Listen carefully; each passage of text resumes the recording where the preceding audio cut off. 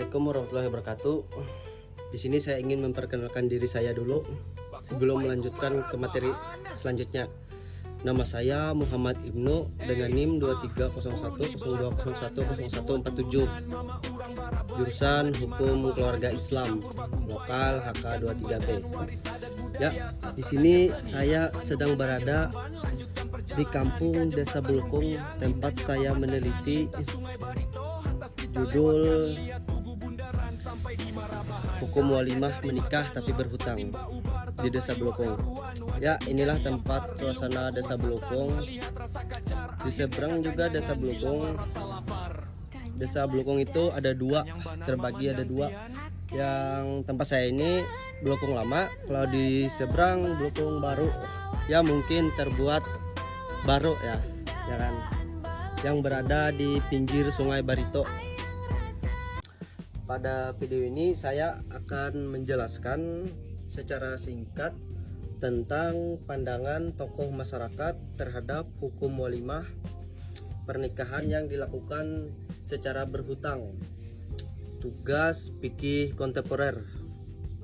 Dalam Islam itu, pernikahan merupakan ibadah yang sangat penting dan bertujuan menciptakan ketenangan serta kasih sayang dalam rumah tangga.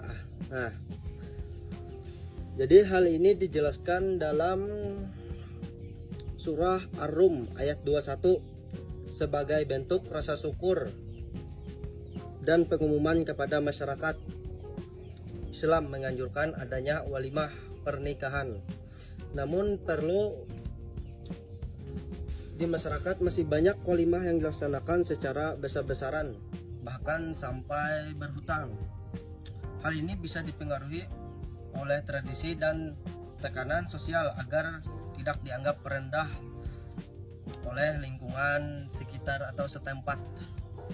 Padahal Islam melarang sikap berlebihan dalam menggunakan harta, sebagaimana dalam surah Al-A'raf ayat 31.